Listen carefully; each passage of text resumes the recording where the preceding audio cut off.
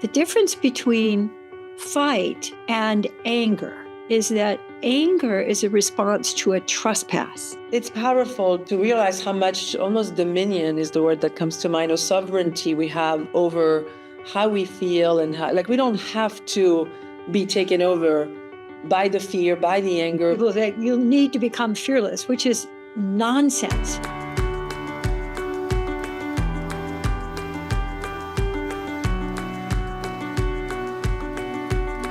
Well, hello, Katie. Hello, Soph.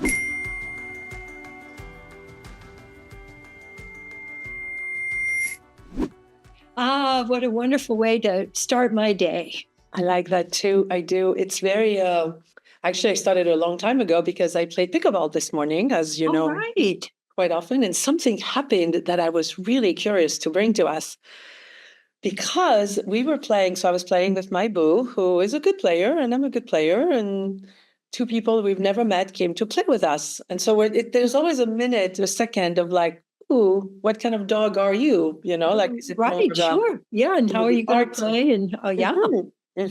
How well do you play? How much do you bang? Which is one thing that as pickleball players, the better you play, the less you do the in your face. You know, you start playing a little more subtly, and so there's definitely more nuanced. Very much more nuanced, exactly.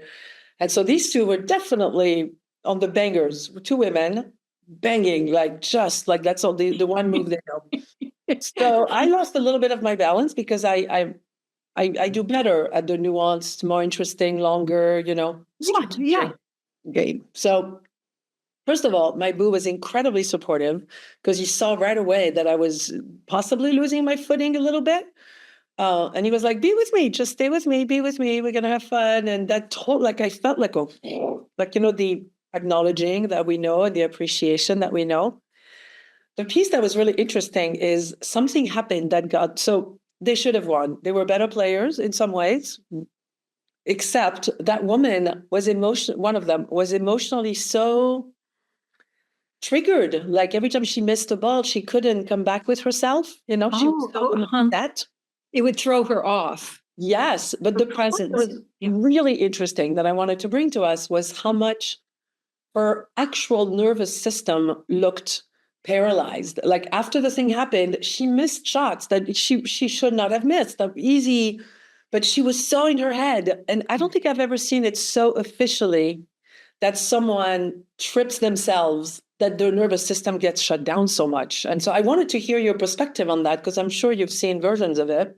Oh, very interesting. Well, first thing that occurred to me was that she had an inner freeze, of the 4 expressions of fear. Yes. It sounds like she froze. Yes. And then when you freeze and life goes on, it's as if you get, in the old days where we had film and it would be on sprockets. And if the film would get off the sprocket, it would kind of go,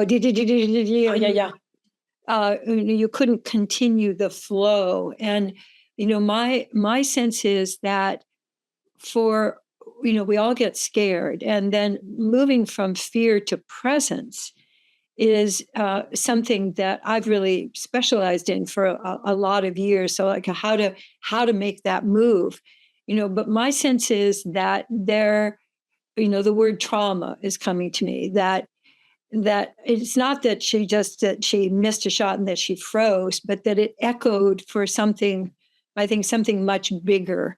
Yeah. So she sort of fell down the well rather, just tripping and then getting her balance again.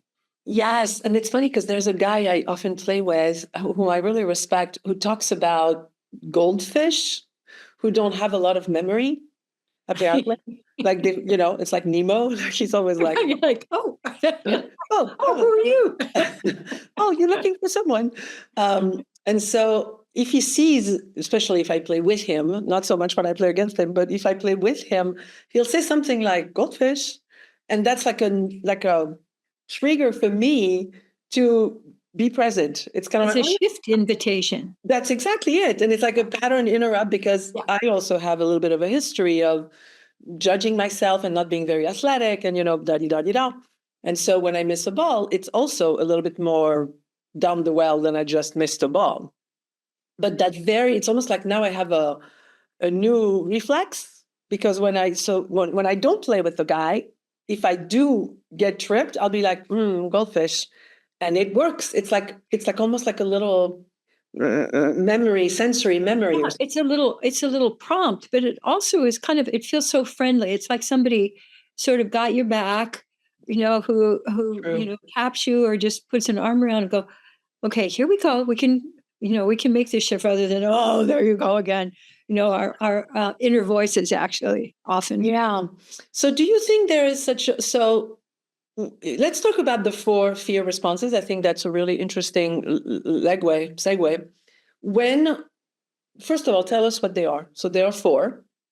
There are 4, and some people think, I'll get to that in a moment. Some people think there are 5, but I think there are 4. So there's fight, which is what most of us are most familiar with. Is we think it's anger, but it's actually fear because it runs up the front of your body, and people make their version of a gorilla move. They kind of go, there's a kind of a jutting forward and that, but it's not really anger, which signals run up the back of your body. So fight is very often what people will come out with first because it feels more protective.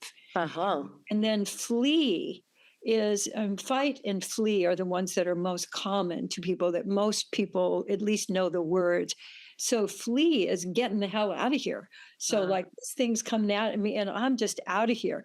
So the thing is, we can't really flee mostly anymore. Like if you're in a meeting and somebody says something that you're really insulted by, and or someone attacks you in some way, and you want to run out the door, and we basically can't do that. So what people do is run up into their heads and started thinking about it and judging and rehearsing and what I'm going to say back to him, or they'll be out the door energetically. Yeah, So like shut down body might almost. be here, but they're already planning what they're going to have for lunch, or I'm going to write this letter and get back at you, but they're not actually present because they've left. And in relationship, the flea move, the big flea move, we call a -10 on the openness to learning scale. The -10 is when you make an abrupt departure.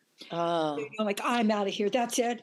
And you might think again that it's anger, but it's fear. And it's just, I just got to get out of here. I just can't do it. Wow. And when you were describing, it sounds like with the pickleball player was freeze. And freeze is it's a built-in becoming invisible move that we do. Like when that's really scary in the environment and we kind of go, we sort of crouch and contract and kind of go under a rock, waiting until it's safe to come out. That freeze is very common to people. It could be like a little startle, with a loud noise, but the freeze keeps you from actually acting and choosing. And so my sense is she got caught in the freeze and was not able to get back into flow again. And then the 4th one, which I think is really prevalent in the world today, is faint, where you just feel overwhelmed or confused. It's just too much. You're just, like in a puddle on the floor and you can't really organize yourself. And I think a lot of people are in faint, that they're just like, what's the use? And I'm not going to make any difference. And some people think there's another one that they call fawning, which is, I think, an adaptive. Fawning is like having an adoring or this other person is bigger and more important than you. Fawning is a going less than behavior. And I think it's a faint response, that if I can do people pleasing, so I'm, oh no, you choose, it's up to you. And that I think comes from faint. And do you think that's also triggered by fear? Someone is afraid and they will go small. Yeah, that makes sense. Like thinking that's going to protect them. Yeah. Right. Oh, they'll go small, but they also, the thing about faint is that you literally lose your energy. It's like your energy just drains away. Yeah. And you feel hopeless or helpless, or, why bother? And, people don't realize that that's actually a fear response. And so the fear melters that I've developed over the last many years are a shift. They're another goldfish. So to interrupt. They're pattern interrupt. So, people can ooze, the fear melters, they can ooze, they can root, letting their energy move down into the void. They can, with freeze, wiggle is probably, the easiest, because Like literally wiggle your body. Like wiggling. So wiggling, if she had been able to wiggle the pickleball player, yeah. that would have been poof, back into presence again. Interesting. Yeah. And then what I call love scoops for fainting, where what I'm really doing is reaching out and including me. So with love scoops, I'm saying, I'm not waiting to be welcomed. I'm not waiting for the right circumstances. I'm going to engage. I want to be here. And so that is, instead of just collapsing, if I choose to re-engage, you almost like you make yourself. Yes, you go through the motions of engaging, and then your body gets it. So if you try and wait for your mind to come along, for your brain to come along, forget it, because your brain is going to just keep doing the things that it does, because it's really a receptacle for what's going on in the body. It doesn't lead, it follows. Interesting. So do I need to identify which one of the four, or can I just try? You do not. You can do any. I can just wiggle or so what is oozing? Wiggle. Show me oozing. Okay, oozing. So get it, the fight, like, yeah. So notice how rigid you feel. Yeah, the jaw right away. Locked up, and so oozing is like breathing almost. Well, it's imagine seaweed in the sea. Have you ever seen pictures of the big kelp beds? And they're just kind of, and or I like hot fudge over ice cream. And where I particularly like to take it is through any of the areas that have gotten tense. And so it's impossible now ooze and try and fight at the same time. You can't. You're like a mush. Yeah. Yeah. So you just simply can't. And so it interrupts. Shifts.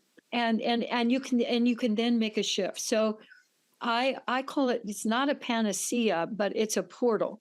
It's a doorway into presence. And then you could like take a breath, or, shift your body posture, or express something that you want, or, you can move. If you shift from fear into presence, and then you do something when you're in presence, then you begin to rewire your brain to be in presence rather than to be in fear. So I call it Fear Melters Plus. So Fear Melters Plus a couple of relaxed breaths. That's probably the most effective, because then your whole system gets reset to be, here I am, and I can respond again rather than reacting. I love that. Has this react. I love this idea. It's because when you bang my knee, it's a reflex, right? Like I can't really control that. You can't really not do that. Right. But it feels like the fear response, I can really choose. But it happens, but when it happens, it sounds like I could have my little tools in my bag, and I could be like, oh, and it's funny, because when I play pickleball and I get tense, I do this thing where I turn around, I turn away from the court, and I'll switch my paddle hand almost as a way to say, all right, like I'm doing, I'm coming back, like I'm playing again for the first time. Right. I'm shifting, and I would like us all to just get so easy with making lots and lots of shifts.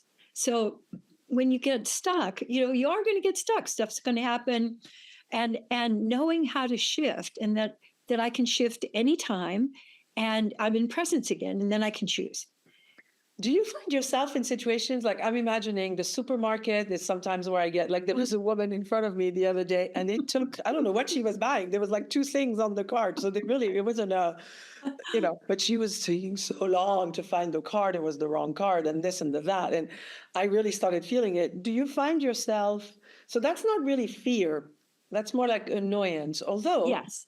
Irritation, although. Irritation, a little bit of like fearing I'm losing my time. Right. Like there's a little, like I like to be productive, and I don't like to be forced into a time that I don't really want to spend doing something. So let's say that it could be a little bit anchored in fear. Do you find yourself in the middle of a store to start wiggling? Yes. Of course you do. Yes, of course I do. And of course, and folks that I've taught the fear melters to also are willing to do them in public. And we have little videos of like somebody who was in line for something and she was doing her wiggling and fear melters in line. So, that if you're willing to let yourself, possibly look like you're doing something A little strange, silly. Yeah, yeah, yeah. a little silly or a little, oh, what is she up to? Uh-huh. But I find that if I do that, people feel my presence rather than, focusing on she's doing something weird. They really get that, oh, there's It something. opens up, it brings oxygen to the Yes, situation. oxygen, openness, but it also makes you available for connection with others.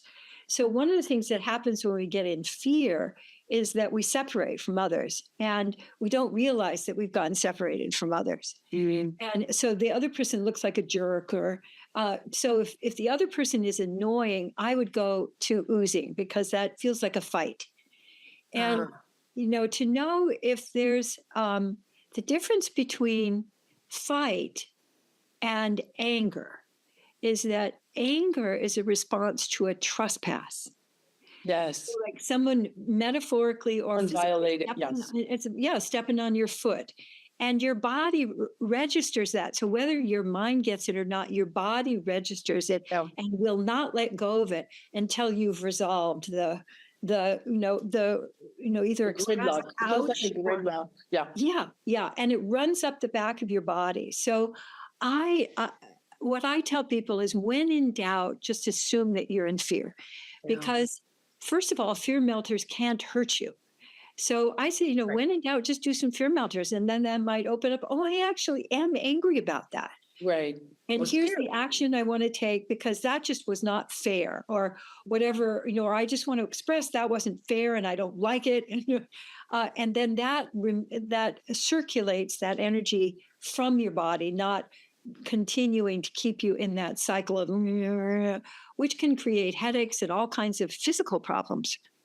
And capacity, because I could see that her being locked emotionally and she was looking down, the fact that she was so gridlocked is the way I was referring to, experiencing from her.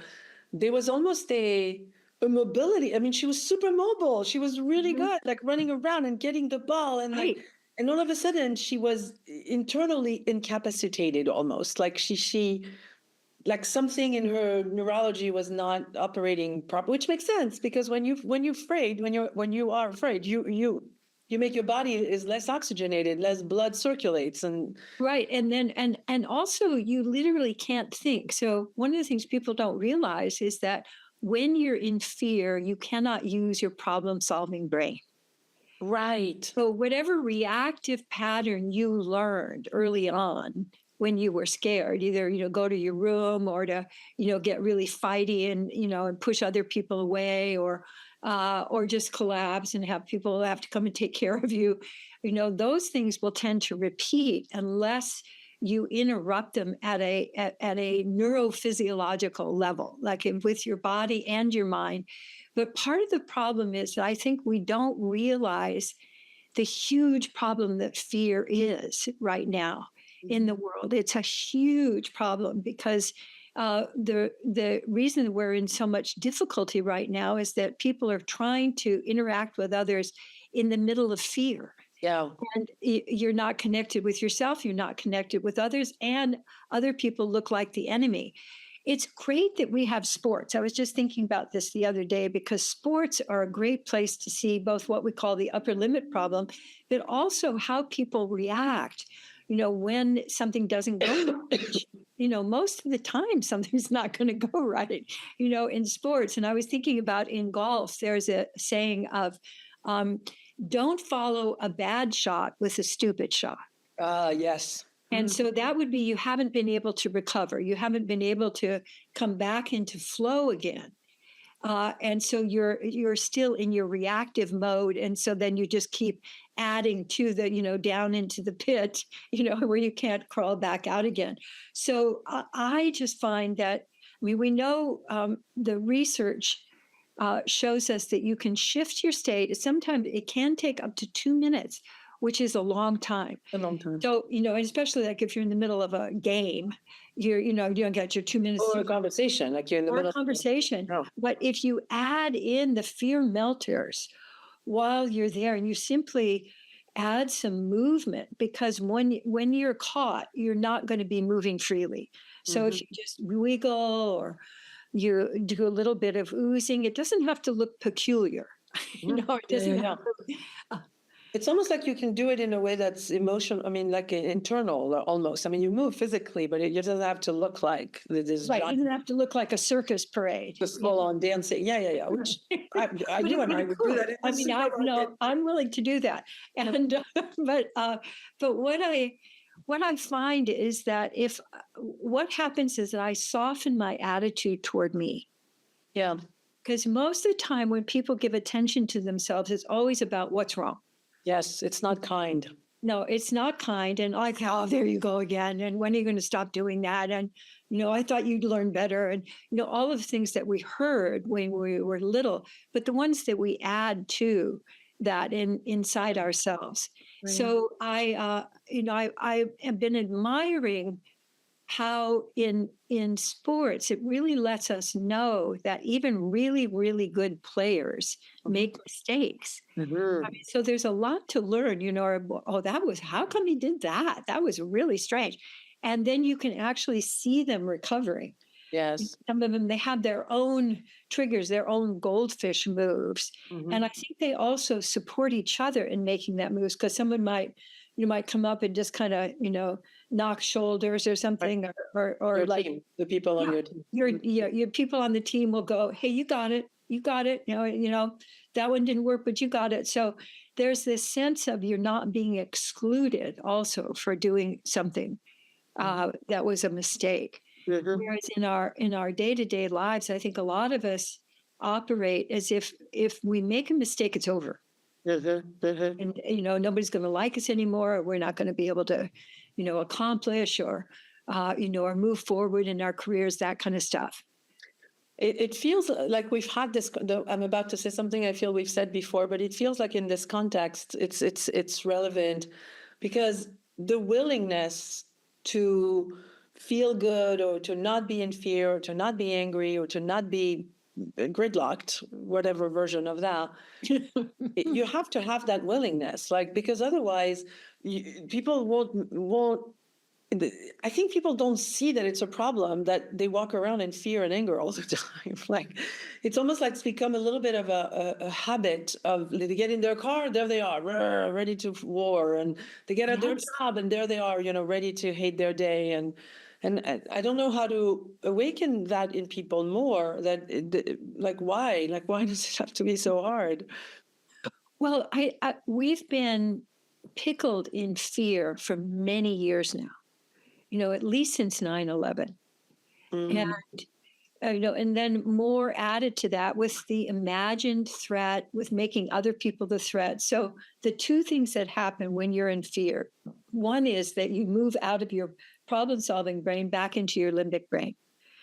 So you like a literally, survival, like a says, why don't you just, this isn't a problem. You can go, oh, it's only the real, oh, yeah. You're not able to actually go, oh, yeah, that's right. I see my perspective was just way off. You're not able to do that. But the other thing that people don't realize is that if I'm in fear, you become the enemy.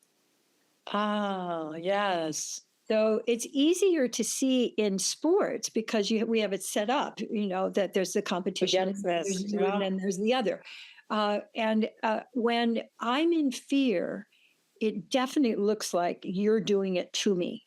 Yes. And we see that all over the world now, that, you're the problem. No, you're the problem. And if you would change, or, that attitude of other people being the enemy, and there's no way you can talk people out of being scared. That's the thing that happens as well. It's just fear. You just don't pay attention. Yes, Just get out of you. push through. Right. There's nothing to fear except fear itself, which is just nonsense, because you're in fear. And so moving to presence is the best thing that you can do for everybody, you and everybody around you. So I notice when I'm, moving around in the world, I can tell the people who are present and the Mm, people who are operating in the middle of fear. yes. And the people who are operating from fear are usually faster, and Yes. they don't, they're adrenalized, and they don't have the ability to just pause. Yeah. And then maybe to make a new choice or change their pace. Right. So I think the most valuable thing we can do for the people around us is to create presence Ourselves. And if I'm in presence and then I'm interacting with you, you're going to catch the presence. Just like, Right. people, we used to, when I was in, I think junior high, we had this one teacher who would come in, and we decided that we were all going to yawn. We were going to just, various of us were going to yawn. We could see how long would it take before the teacher yawned. Oh, So we did all of these social experiments with him, and we could make him yawn, in like less than 5 minutes from, how we were behaving. So these early experiments and how to change the context, I think are incredibly valuable. So if I'm open and I'm curious and I'm interacting with you from that state, that can be as contagious as fear. I love that. There's are you familiar with heart math? Do you know? Yeah, that? sure. Mm-hmm. So they're doing all these experiments, towards understanding how we function, why we function that way, and certainly with the heart and the rhythm of the heart. And they've done these experiments where they wired so they can measure a horse, which doesn't have supposedly the intellectual, understanding of what's happening, certainly some understanding, but not verbalize it, let's just say. But what they've done is they've slowed down their breath, and then the horse, which comes in hyper and excited, and it takes seconds for the horse to start matching your calmer breathing, which I find absolutely fascinating. Like when I'm in the world and I see someone, it would be tempting to kind of like, whoa, like get in there with them. Right. But this freedom to be able to be on the outside and be like, I'm just going to slow down my breath a little bit and be present in this moment and watch them actually calm down. They actually, yes, we've actually been using this for years. And one of our colleagues would use that technique in meetings, particularly in a meeting at the corporation. Yeah. Where people were with each other, and she would just be slowing her breathing, and presencing herself, and I could see it spreading around the table. And it's a kind of invisible skill that's so powerful. And if you combine that too with being willing to listen, not just to the words, but everything else. Because we know that the words are just like 7% of what's being It's one layer. Yeah. Yes, one tiny layer. But if you're listening and letting your body, resonate with that, then you can shift the state in the room while not sacrificing any of your own presence. That's the thing. It's like, exactly, that's the thing. To not, because some people do it as a hero move a little bit, like taking over or wanting to change. It's not that. It's not that. And that's so ineffective, because when you take over, or if I take over the hero move, that only leaves the victim and the villain for other people. And so a lot of people are going to go into victim, and I don't know what to do, and I'm confused, and what are we going to, and then some people are going to go into villain, like, oh, it's a terrible idea. We tried that last year and it was awful. Right. Oh, that's so interesting. So even on the pickleball court this morning, as the thing was happening, because let me be completely transparent. As opposed to what else is there? Like mostly transparent? When I saw that I saw that I got in her hand.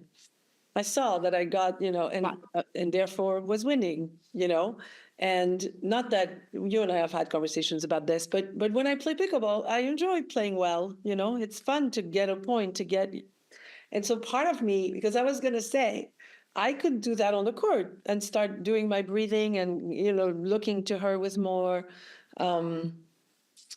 but I wouldn't, because I wanted to win. I said it. There I did. I said it. Yes. And you had the choice. So you were not in fear, is what I'm hearing.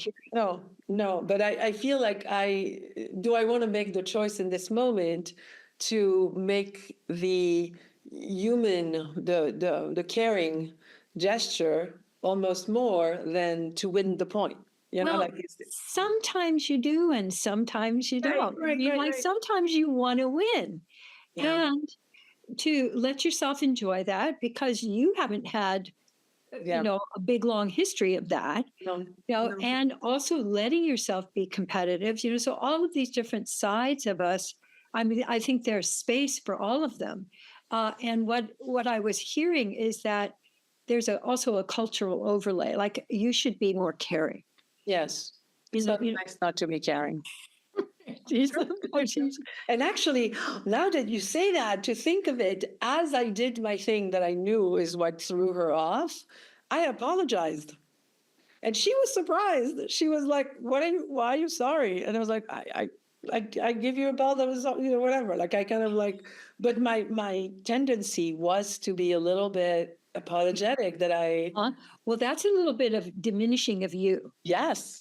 So it seems like that's more connected with the saint, like Yeah. I'm not going to be a threat. And I think that's also what people call fawning, because I get kind of more diminutive and I feel like, cute and I get, yeah, a little are you cute, okay? yeah, like I, get my head off center rather than being Straight and yeah. straight and in my own alignment and in my own power. So Yeah. what this also leads to is power and discussions about power. And we can have power with or power over. And most of our experience has been with power over. Mm-hmm. Like it's either going to be you or me, Right. win or lose. But the whole, how can we have power with? I think that's a brand new conversation that we haven't really entered into in society yet. I would love that conversation because, as you were saying earlier, there's so much that's led by fear. There's no fear in power with. There's no need to fear. Like there's No, and there's it's enough. really like you're both sort of advancing the game. Yeah. And what I call it is, are you willing to keep the game going? Yeah. And are you willing to invent new games with? Yeah. So in the traditional, it's really in a way kind of boring because there's only you win or I win, and then somebody has to lose, and then it's the same old thing over and over. But if we've got power with, we literally can invent new games. Like I can imagine new ways of hitting the ball and pickleball and Yeah. and I mean, just there is a point where we would be playing all day if we weren't exactly. counting points, and so that's also. But in that moment, what was really to kind of wrap up as we wrapping up the episode, it was really, it's powerful to realize how much almost dominion is the word that comes to mind, or sovereignty we have over how we feel and how, like we don't have to be taken over by the fear, by the anger, we can feel it, but then, let it shift, like you were saying earlier. You can definitely give your presence. Because I think when something happens, I get upset. Yeah. Or I feel angry, or I feel Triggered. sad, Yeah. Mm-hmm. then I can leave myself, and then start attacking myself, like, oh, there you go again. And so I stop befriending myself. But if I just start letting myself slow my breath a little bit. Oh, and what I like to do, and this would be a hint, is do what you're doing a little bit more. So The limiting, like faint more, like almost like make yes, like what you're actually doing in your body so that you get more, it sort of brings it out of the closet. Do what you're doing a little more and then make the shift into a fear melter. That's funny because that also gives you dominion over what you're feeling. If I can make it bigger, I can make it smaller. It's exactly. I can turn the volume up. I can turn the volume down. And all of it is in service of more choice. So the fear melters are not to make you fearless, because people think you need to become fearless, which is nonsense, because your body's been wired up for thousands of years to respond to a threat and protection with fear. So, but actually being able to shift, that's the skill. And then your fear literally turns into flow. Your fear turns into life energy and flow that you. Because it is energy. Fear has a lot of energy. Yes. So rather than making it go away, you're actually liberating the juice. Oh, that is, what a pretty place to stop. I love this. Thank you. This was really rich. Thank you. Oh, wonderful.